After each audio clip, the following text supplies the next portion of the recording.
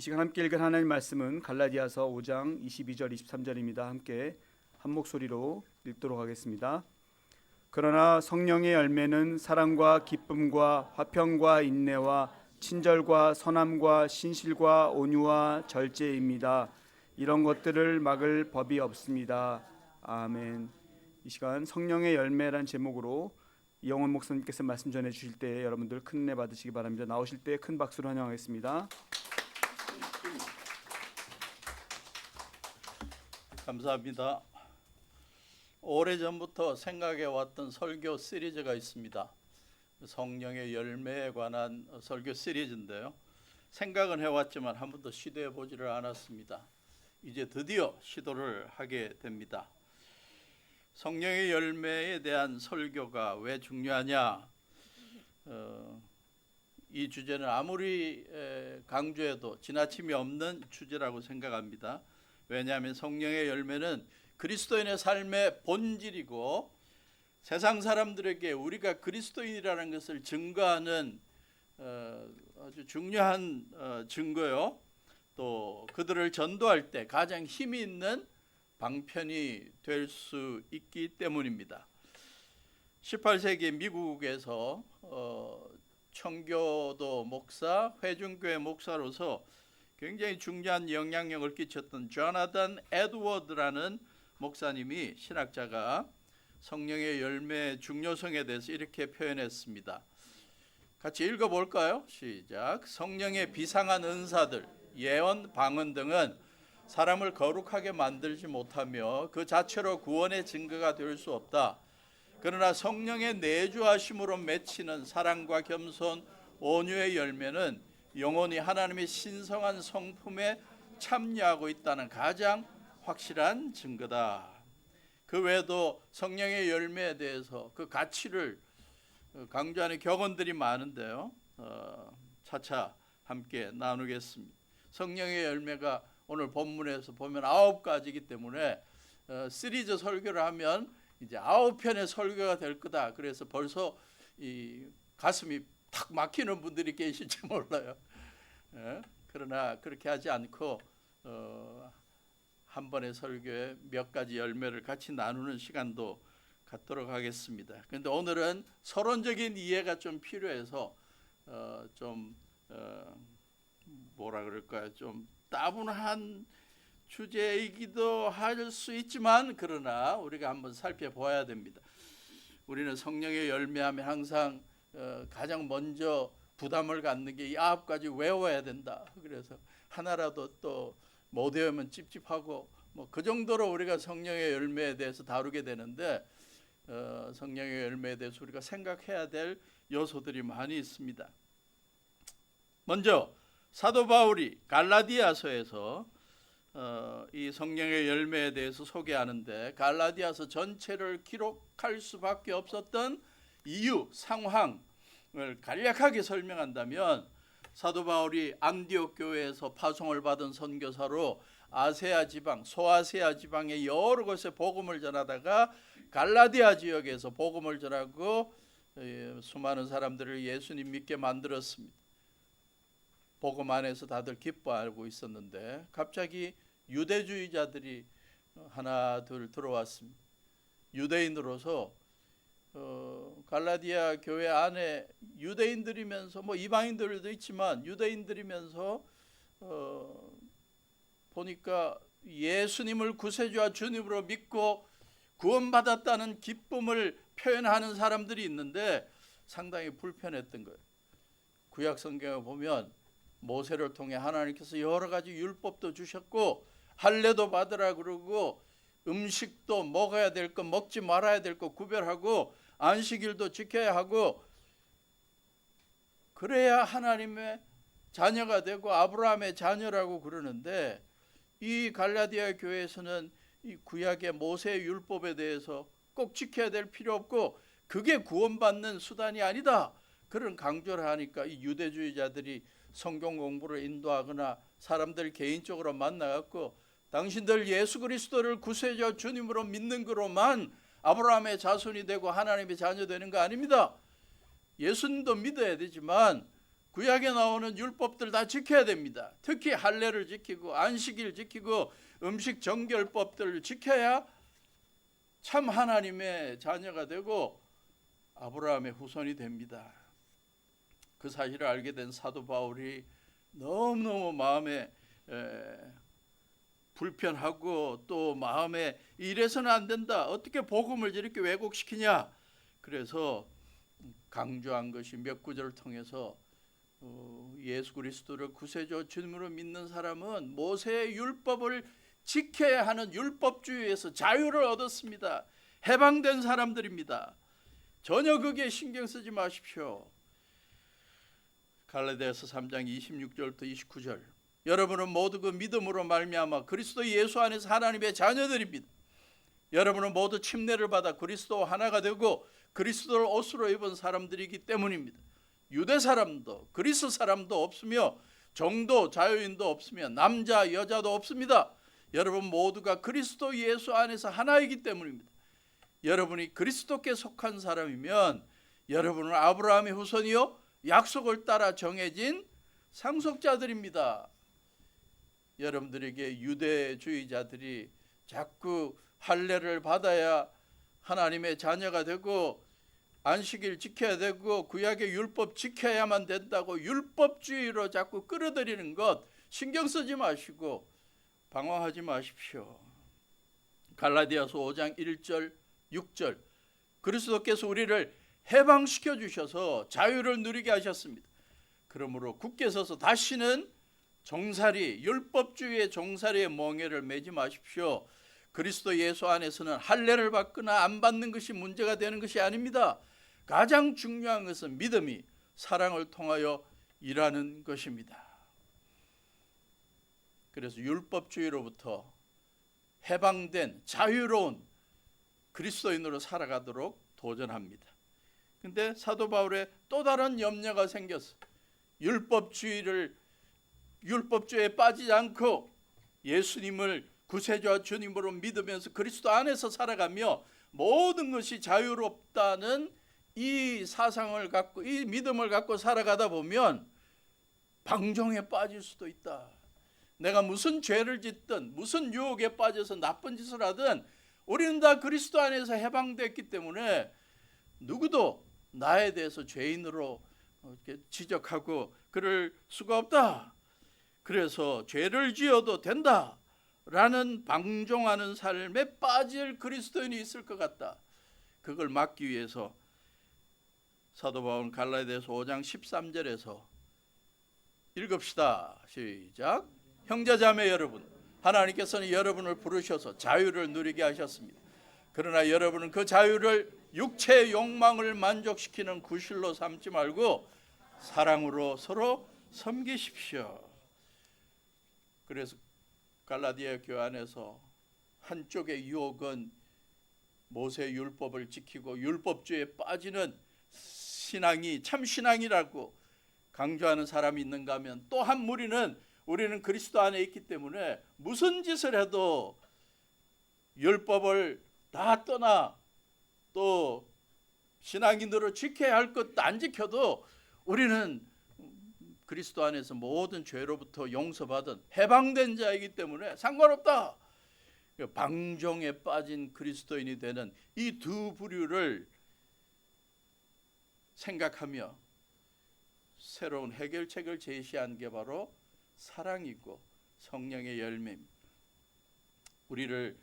주님께서 우리를 자유롭게 만들었지만 우리는 사실 자유를 가지고 마음대로 하고 싶은 육체의 욕망을 만족시키는 삶을 살아서는 안 되고 예수님의 사랑을 생각하며 서로 섬기는 삶을 사는 게 그게 바람직한 것입니다.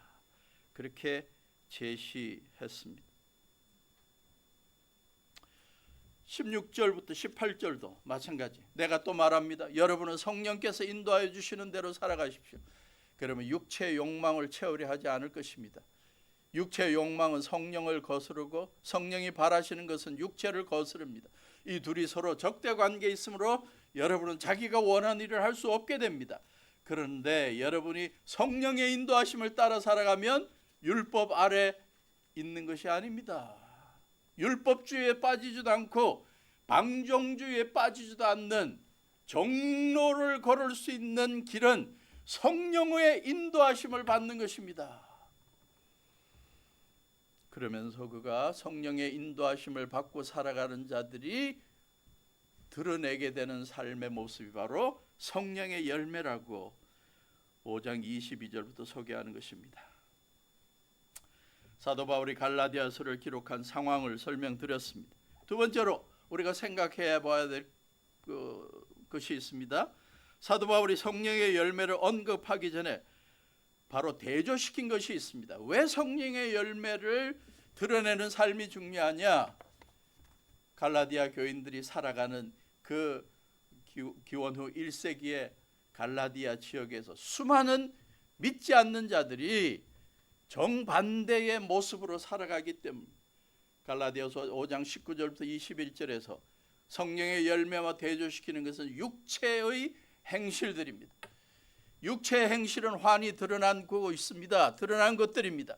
음행, 더러움, 방탕, 우상숭배, 마술, 원수매점, 다툼, 시기, 분냄, 분쟁, 분열과 파당, 질투, 술취함, 흥청망청, 먹고 마시는 노름, 그와 같은 것들입니다. 내가 전에도 여러분에게 경고했지만 이제 또다시 경고합니다. 이런 짓을 하는 사람들은 하나님의 나라를 상속받지 못할 것입니다. 성령의 열매에 대해서 우리가 시리즈 설교하기 전에 이 육체의 행실들에 대해서 사실 먼저 해야 될지 모르겠어요. 그죠? 근데 이런 거 하나하나 다루는 게 참 너무 부정적인 것들이 많아가지고 그 분위기가 무거울 것 같아요. 그러나 이걸 언젠가나 다루어야 될 것들입니다. 갈라디아 교회를 어려움에 빠뜨리는 것뿐만 아니라 갈라디아 교회뿐만 아니라 온 그리스도인들의 삶을 망치는 것들이 바로 육체의 행실들이죠. 이것들을 이겨내고 정말 하나님의 사람답게 성령의 사람답게 살아가기 위해서 그리스도인들이 늘 삶을 통해 보여야 할 게 그 대조적인 게 성령의 열매다. 5장 19절부터 21절에 나오는 육체의 행실들은 모두 자기중심적이고 향락적이고 교회 성도들의 관계를 파괴하는 것들입니다. 도덕적으로 윤리적으로 다 부정적인 것들입니다. 그런데 사도 바울이 강조한 것은 무엇입니까? 육체의 행실들은 도덕적인 윤리적인 행동과 연관되어 있다면 성령의 열매는 행실이 아니다. 열매다. 혼자 힘으로 노력해서 훈련을 쌓아서 만들어내는 것이 아니다. 성도가 하나님의 능력과 은혜 가운데 머물러 있을 때 자연스럽게 드러나는 것들이다. 존 스튜어트 목사님, 영국의 뛰어난 존 스튜어트 목사님은 성령께서 내 안에서 만들어내시는 결과이다. C.S. 루이스라는 영국의 기독교 철학자는 이런 표현을 썼죠. 같이 읽읍시다. 그리스도인이 된다는 것은 단순히 새로운 도덕적 규칙을 지키려고 노력하는 것이 아니다. 그것은 새로운 종류의 생명, 즉 그리스도의 생명이 내 안에 들어와 나를 완전히 다른 존재로 변화시키는 과정이다. 열매는 바로 그 새로운 생명의 징후다. 예수 그리스도의 생명이 내 마음속에 성령으로 자리 잡게 되면 자연스럽게 나타나는 것이 성령의 열매다. 세 번째 우리가 좀 생각해야 될 것, 성령의 열매는 9가지로 소개되는데 이 9가지가 다 독자적인 거냐 아니면 하나냐, 어떻게 표현된 거냐. 많은 신약학자들이 중요하게 생각하는 게 육체의 행실들이라는 복수형인데 성령의 열매라는 열매, 카르포스라는 헬라어 단어는 단수형이다. 이 9가지지만 하나다. 그걸 강조합니다. 그러면서 예를 들 때 빛이 프리즘을 통과할 때 보면 사실 빛은 하나인 것 같지만 프리즘을 통과해 보면 무한대의 색깔들로 다 구성되어 있다. 성령의 열매도 사실 9가지로 사실은 성령의 열매가 하나로 보이지만 이 9가지라는 것이 다 어우러져서 하나를 형성하고 있는 것이다. 굉장히 의미 있는 이해라고 봅니다. 네 번째로, 성령의 열매는 개인적인 영성을 위한 것인가, 교회의 유익을 위한 것인가? 우리는 그리스도인으로 살아가면서 각자가 성령의 열매를 충실하게 맺어 나가는 삶을 살도록 강조합니다. 그러나 사도 바울이 갈라디아서에서 성령의 열매를 소개했을 때의 기본 목적은 갈라디아 교회의 성도들의 관계를 회복시키고 갈라디아 교회를 바로 세우기 위한 교회의 유익을 위한 목적이 우선됩니다. 13절부터 15절, 26절, 형제자매 여러분, 하나님께서는 여러분을 부르셔서 자유를 누리게 하셨습니다. 그러나 여러분은 그 자유를 육체의 욕망을 만족시키는 구실로 삼지 말고 뭐 하라고요? 사랑으로 서로 섬기십시오. 성도들이 사랑으로 성도들을 서로 섬기게 하기 위해서 성령의 열매를 주십니다. 모든 율법은 내 이웃을 내 몸과 같이 사랑하여라 하신 한마디 말씀 속에 다 들어있습니다. 그런데 교회 생활하면서 여러분이 서로 물어뜯고 잡아먹고 하면 피차 멸망하고 말 테니 조심하십시오. 갈라디아 교회 안에도 아마도 음행과 더러움과 방탕과 우상숭배와 마술과 원수 매점과 다툼, 시기, 분냄, 분쟁, 분열, 파당, 질투, 술 취함, 흥청망청 먹고 마시는 노름, 그러한 것들이 보여진 것 같아요. 그러니까 이러한 것들로 서로 물어뜯고 잡아먹지 마십시오. 피차 멸망하게 됩니다. 교회를 바로 세우기 위해서 필요한 것은 이러한 게 아니라 성령의 열매입니다 라고 강조하고 있습니다. 존 스타트 목사님은 또 이러한 표현을 씁니다. 아마 시리즈 설교를 하면서 이 존 스타트 목사님 자주 언급할 겁니다. 왜? 그분의 책을 보면서 제가 소개하고 갈라디아서, 그 다음에 또 다른 분들의 책, 몇 분들의 훌륭한 분들의 책들을 자주 제가 인용할 것이기 때문에 존 스타트 목사님이 이런 말씀을 하셨습니다. 안 나와 있나요? 갈라디아서에 26절을 안 읽어서 그냥 우리는 잘난 체하거나 서로 노엽게 하거나 질투하거나 하지 않도록 합시다. 존 스타트 목사님 말합니다. 갈라디아서의 성령의 열매를 자세히 보면 그것들은 고립된 수도원에서 혼자 맺을 수 있는 것들이 아닙니다. 제가 PPT에서는 지웠는데 제가 여기에 남겨둔 이유가 뭐냐면 성령의 열매는 고립된 수도원에서 혼자 거룩하게 만들기 위한 것이 아니라는 거예요. 우리의 신앙생활은 수도원 생활이 아닙니다. 혼자 하나님 앞에 거룩해지고 영성을 쌓아나가고 그러한 신앙생활을 위해서 성령의 열매가 필요한 게 아닙니다.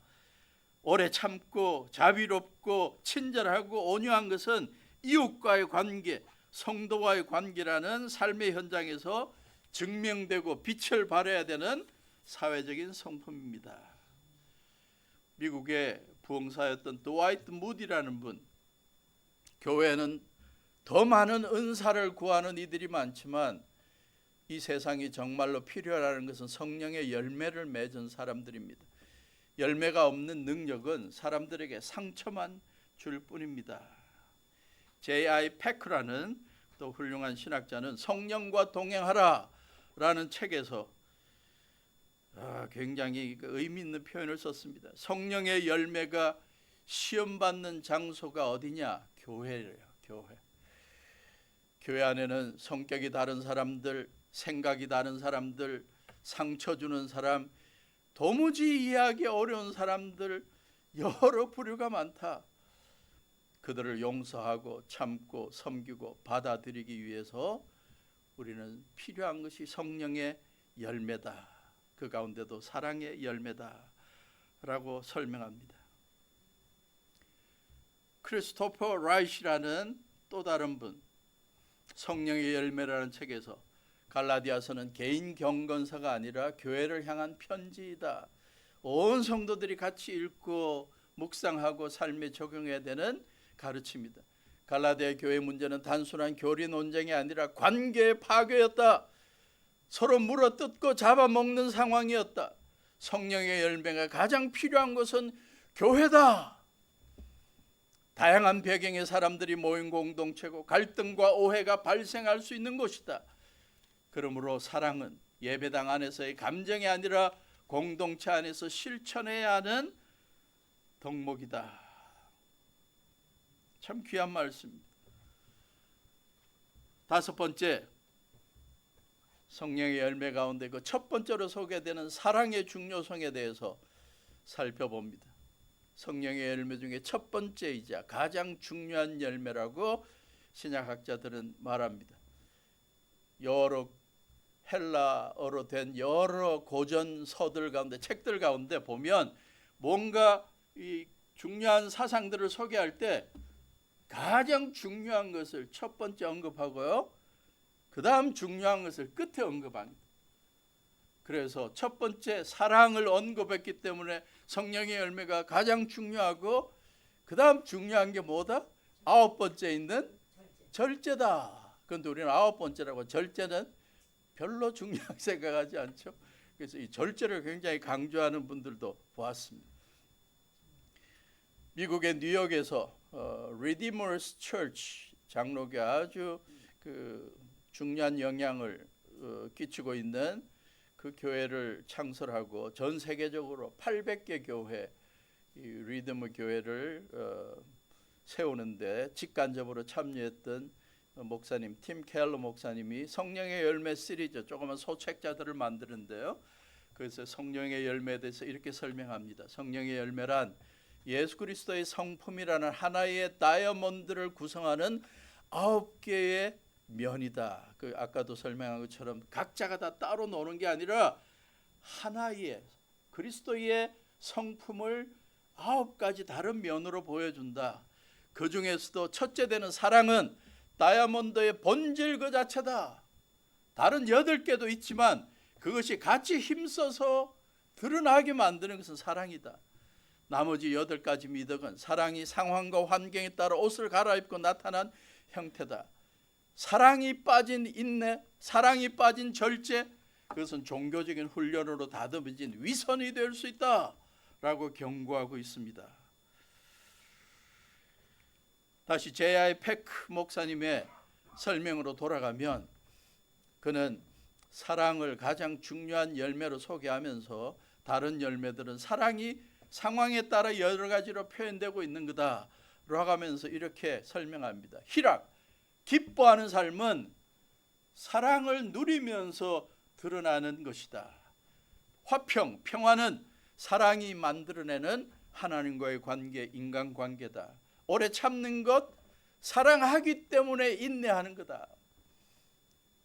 그냥 참는 거 아니에요. 사랑하기 때문에 참는 거예요. 자비로운 것, 사랑하기 때문에 친절하는 거고, 양선, 사랑의 행동. 양선은 친절인데 다른 말로 말하면 친절은 사랑하기 때문에 나오는 겁니다. 충성하는 것, 사랑하기 때문에 끝까지 약속을 지키는 신실함이고, 온유한 것, 겸손한 것, 사랑하기 때문에 자기를 낮추는 거다. 절제, 사랑하기 때문에 자기를 통제하고 참는 거다. 그래서 모두가 다 다른 열매들이 사랑의 열매하고 연관되는 것이다.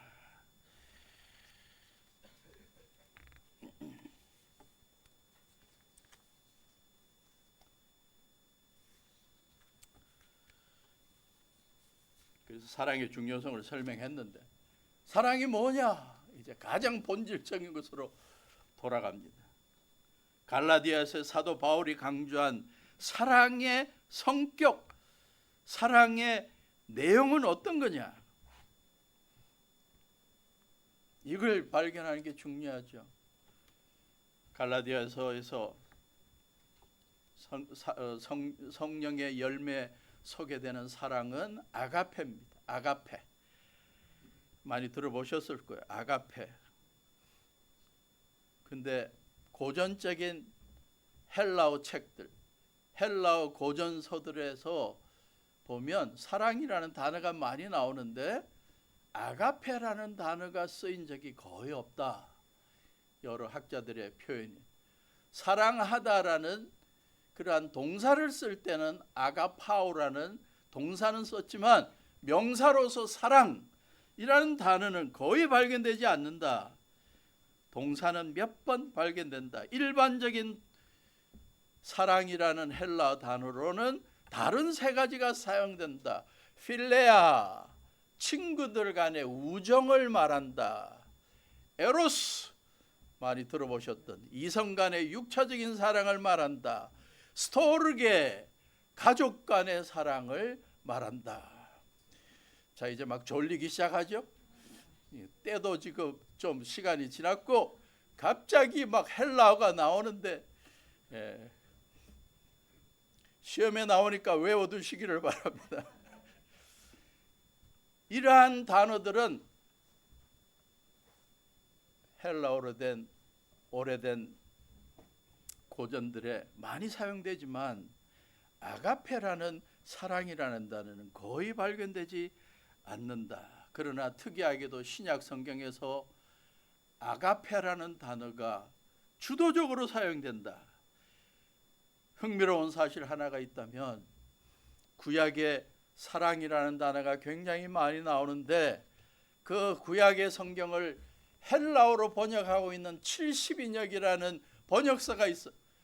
거기 보면 하나님이 그 백성을 향한 사랑을 설명할 때도 아가페라고 사용하고 남녀가 서로 이성적으로 사랑하는 육체적인 사랑을 설명할 때도 에로스를 사용하지 않고 가족 간의 사랑도 스토르게를 사용하지 않고 아가페라는 단어를 씁니다. 그만큼 성경에서는 사랑의 개념을 설명할 때 아가페를 설명합니다.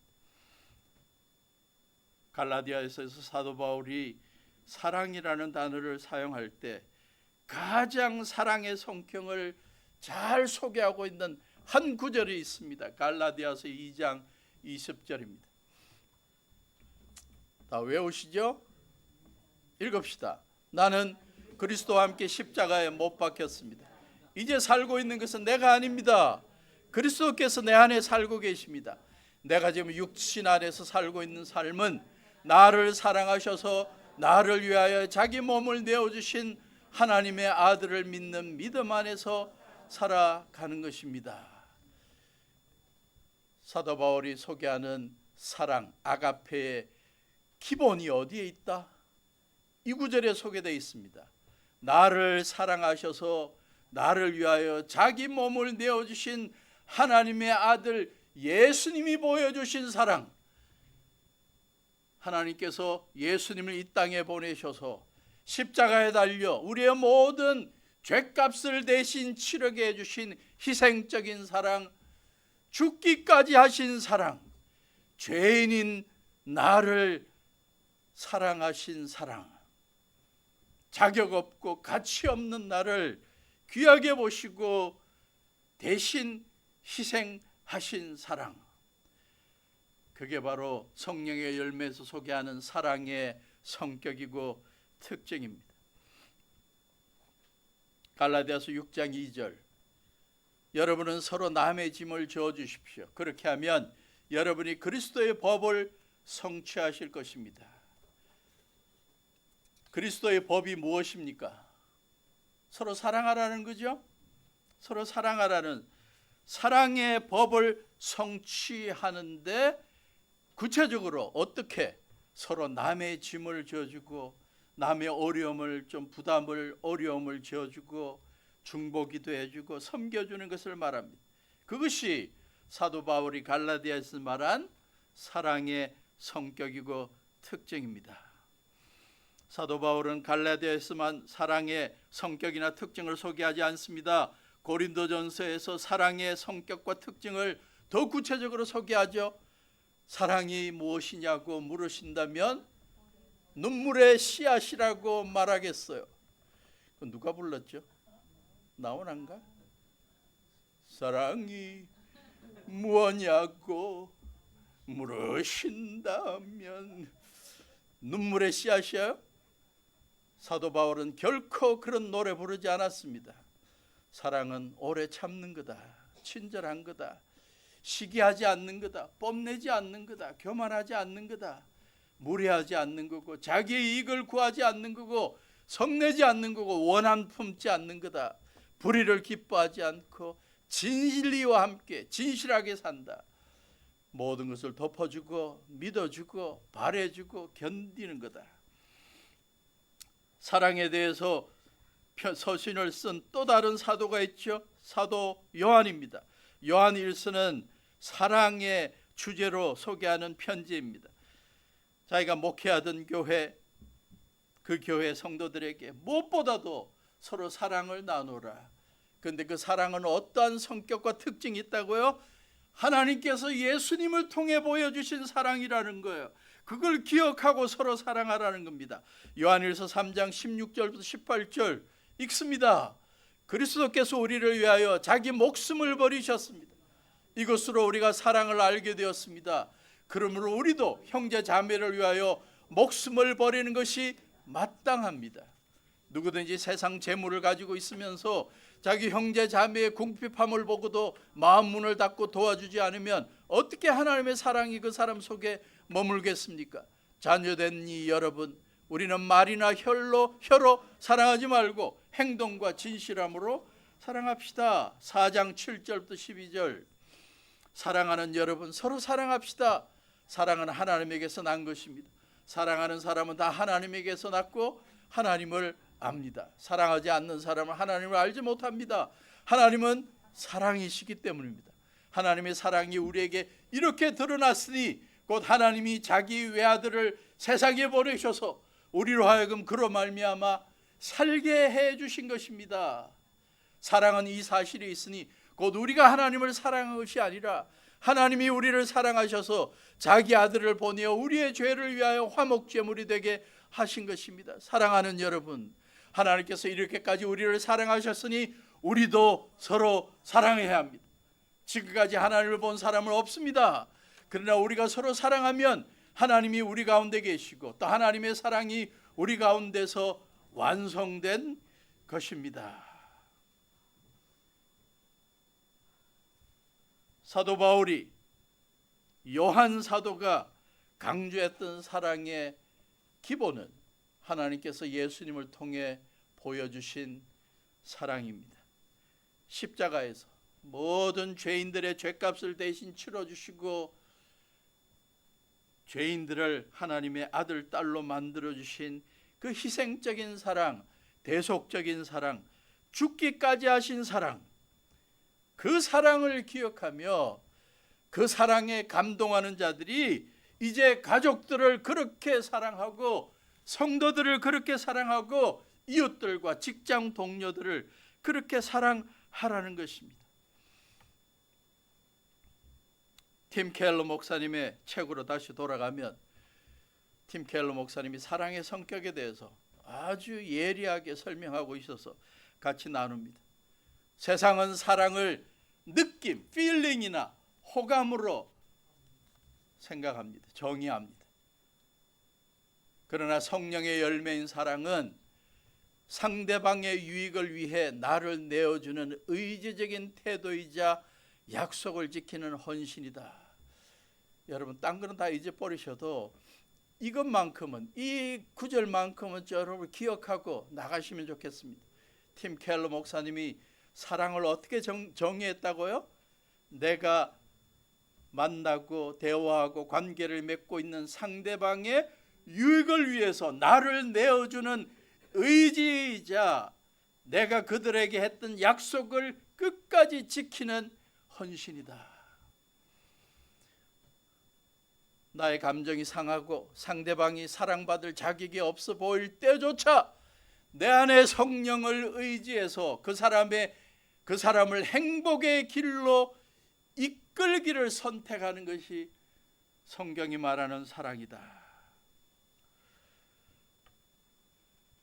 이러한 성령의 열매로서의 사랑이 가능한 이유가 무엇일까?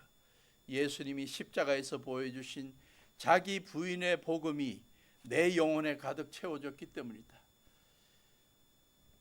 종교적인 열심, 예배 참석하고 봉사하고 성경 지식을 많이 쌓고 이러한 것이 성령의 열매를 대체할 수 없습니다. 성령의 은사는 영적 성숙도와 상관없이 주어질 수 있지만 성령의 열매는 그 사람의 인격이 얼마나 예수 그리스도를 닮아서 마음의 사랑이 자리 잡았는가를 보여주는 유일한 증거입니다. 크리스토퍼 라이트라는 선교학자이자 뛰어난 신학자가 성령의 열매라는 책에서 말합니다. 성령의 열매로서의 사랑은 감상적인 감정이 아닙니다. 큰 희생을 치르거나 큰 상처를 입게 되더라도 우리가 현실적으로 서로 돌보고 필요를 채워주고 돕고 격려하고 지원함으로써 서로 받아들이는 것입니다.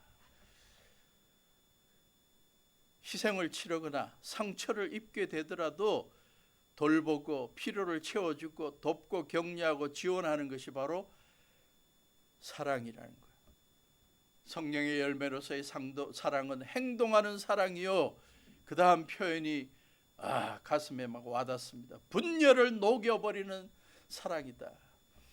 가정 안에서, 교회 안에서, 직장에서 인간관계가 깨어져 버린다면, 분열이 생겼다면 그걸 녹일 수 있는 것은 예수님으로 말미암은 사랑이다.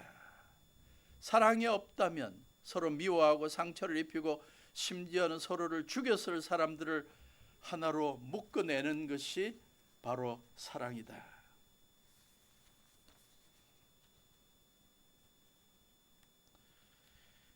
그의 책에서 두 가지 예를 들었습니다. 크리스토퍼 라이시 1994년에 아프리카의 르완다에서 이 다른 부족들끼리 대량 학살을 일으키는 전쟁이 일어났습니다. 그 가운데 후투족도 있고 투치족도 있고 사회적으로는 서로 죽고 죽임을 당하는 학살이 일어나고 있는데 국제복음주의 학생회 단체에서 온 세계에 그리스도인들 젊은이들을 모아갖고 집회를 하는데 후투족 출신의 그리스도인과 투치족 출신의 대학생이 모여가지고 서로 주님 찬양하고 서로 안고 서로 사랑한다고 고백하는 그 장면의 아름다움을 표현하고 있습니다. 그들이 그렇게 고백했다. 우리는 그리스도에 의해 연합되어 함께 살고 필요하다면 함께 죽을 것입니다. 서로 그렇게 고백했다고 합니다.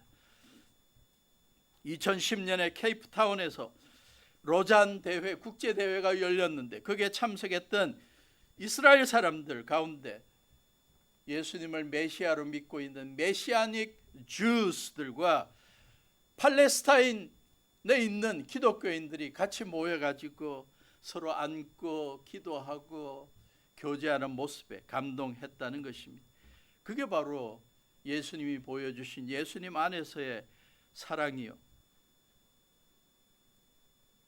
예수님 안에서의 서로를 세워주는 관계를 회복시키는 사랑인 것입니다. 존 스튜어트 목사님은 이렇게 말합니다. 성령의 열매인 사랑은 십자가에서 나타난 그리스도의 자기 희생적인 사랑이 성령의 역사로 성도 안에서 재현되는 것이다. 그리스도가 보여주신 자기 희생적인 사랑이 성령의 역사로 우리 안에서 다시 살아나서 누구를 보든 누구를 만나든 사랑하게 되는 것을 말한다는 것입니다. 성령의 열매 9가지 가운데 첫째 사랑, 우리가 그렇게도 유행가 가사에서 많이 듣는 사랑, 그 사랑의 성격과 특징으로 서로를 사랑하는 것이 아니라 성경에서 강조하는 예수 그리스도의 십자가에서 드러난 사랑, 죄인들을 용서하기 위해 자기 몸을 내어주시고 죽기까지 하신 희생적인 사랑, 하나님의 아들, 딸 삼기 위해 자기의 모든 것을 내어주신 하나님의 아들이 보여주신 사랑, 그 사랑을 묵상할 때마다 너무 감격해서 내가 만나는 사람들, 그게 누구이든 가족이든 성도이든 직장 동료이든 아니면 나를 괴롭히는, 나를 억울하게 만들고 열받게 만드는 원수 같은 사람이든 그들까지도 사랑할 수 있게 만든다는 것입니다. 우리의 삶에서 성령의 열매인 가운데 첫째, 이 사랑이 늘 기억되어서 우리의 삶에서 실천될 수 있기를 바랍니다. 존 스타트 목사님이 매일을 여는 기도를 했다고 하는데, 이런 기도를 했대요. 삼위일체에 근거한 기도였습니다. 하늘에 계신 아버지, 오늘 제가 주님의 임재 안에서 살고 주님을 더욱더 기쁘시게 하기를 기도합니다. 주 예수님, 오늘 제가 저의 십자가를 지고 주님을 따르기를 기도합니다. 성령님, 오늘 성령님이 저를 충만하게 채워주시고 성령의 열매, 사랑과 희락과 화평과 오래 참음과 자비와 양선과 충성과 온유와 절제가 제 삶 속에서 익어갈 수 있도록 해주시기를 기도합니다. 그가 매일 했던 기도라고 합니다. 우리의 매일의 기도 속에, 매일을 시작하는 기도 속에 가끔 이 기도를 해서 우리의 매일의 삶 속에서 성령의 열매가 드러나는 삶을 살 수 있기를 간절히 축원합니다. 끝으로 우리가 이 성경에서 강조하는 성령의 열매, 사랑의 열매를 드러내어야 하는데, 우리가 사랑해야 될 대상이 누군지를 잘 발견하고 기도할 때마다 떠올라서 그들에게 나아가서 예수님의 사랑을, 희생적인 사랑, 그들의 행복과 복지를 위해서 나를 내어주는 사랑까지도 실천할 수 있기를 바랍니다. 기도는 열심히 해놓고 끝나면 대상이 아무도 없어서 사랑할 대상이 없다고 그러는 말이 아니라 하루하루 직장에서, 우리 가족들 가운데, 성도들 가운데, 전도 대상자 가운데 내가 오늘 사랑을 베풀어야 할 자들을 떠올려서 그들에게 사랑의 열매를 나누어주는 성령의 열매가 충만한 우리 성도들 될 수 있기를 주님의 이름으로 축원합니다. 다 같이 일어서셔서 주기도문 찬양합니다.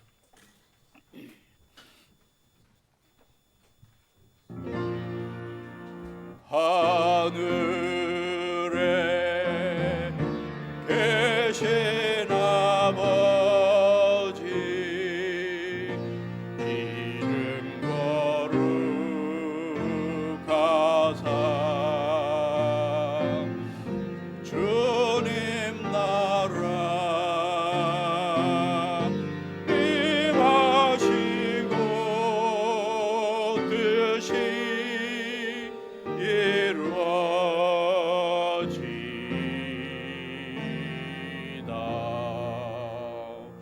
일용할 양식 주시고 우리들의 큰 죄 다 용서하옵시고 또 시험에 들게 마시고 악에서 구원하소서.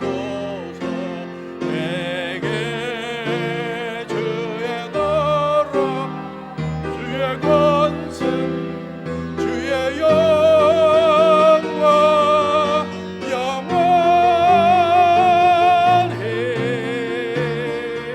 아멘.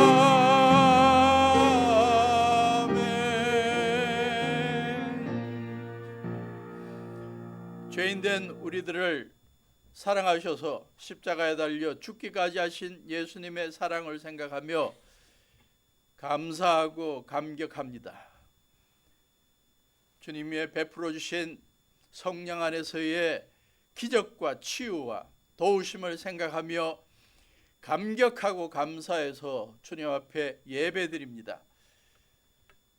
저희들이 주님 앞에 감사의 마음을 늘 떠올리고 기억하며 살아가게 해 주시옵소서.